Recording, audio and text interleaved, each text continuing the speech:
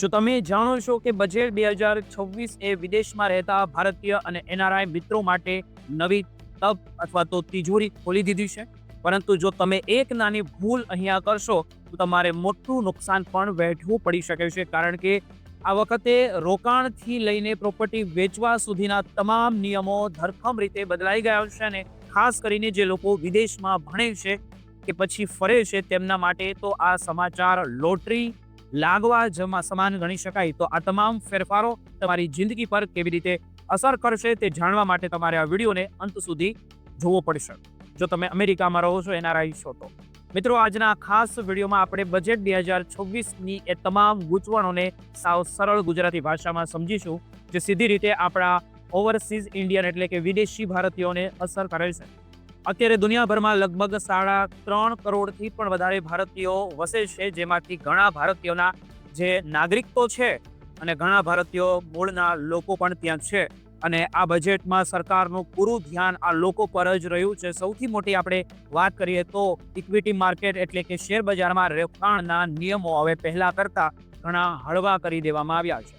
હવે કોઈ પણ વિદેશી ભારતીય જે ભારતીય શેર બજારમાં વધુ હિસ્સેદારી ખરીદી શકશે, કારણ કે રોકાણની મર્યાદા પહેલા 5% હતી, તેને વધારીને સીધી જ 10% કરી દેવામાં આવી છે.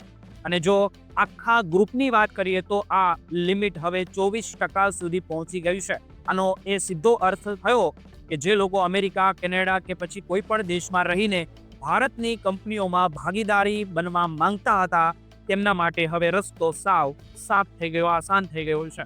આ ઉપરાંત જો આપણે વિદેશ પ્રવાસ કે પછી ફોરેન ટૂર પેકેજની વાત કરીએ તો ત્યાં પણ સરકાર ટેક્સમાં મોટી રાહત આપે છે.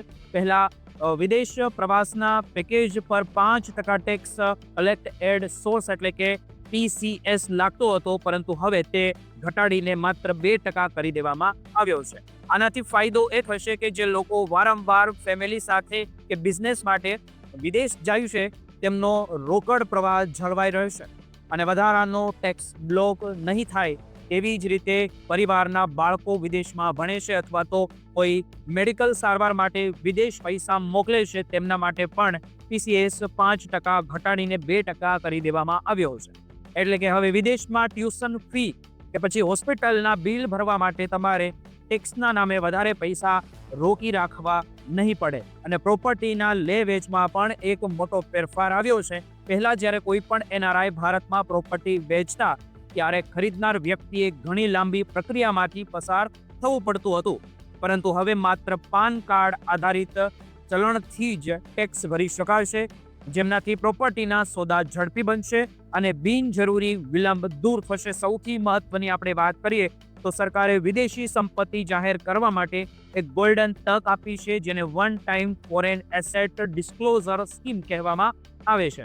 જે લોકો ભૂલથી વિદેશની આવક કે પ્રોપર્ટી જાહેર કરવાનું ભૂલી ગયા હોય અથવા તો ભૂલી ગયા છે તેમને 6 મહિનાનો સમય મળશે. જો તમારી આવી સંપત્તિ કે કરોડ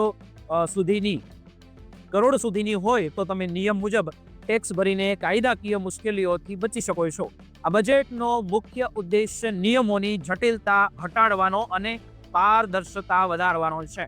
હવે તમે ટેક્સ રિટર્ન ફાઇલ કર્યા પછી પણ તેમાં સુધારા કરી શકશો. જો કે તેના માટે થોડો વધારાનો ટેક્સ તમારે ચૂકવવો પડશે, પરંતુ તેનાથી તમારી જે જેન્યુઅન ભૂલો છે તે સુધારી શકાય છે. આમ જોવા જઈએ તો બજેટ 2026 એ એનઆરઆઈ મિત્રો માટે વધુ આઝાદી આપી રહ્યો છે, પણ સાથે સાથે જવાબદારી પણ વધારી છે. તો મિત્રો, આ માહિતી તમને કેવી લાગી, તમને ઉપયોગી લાગી હોય તો કોમેન્ટમાં તમારે કોઈ સવાલ હોય તો પણ નીચે જણાવજો.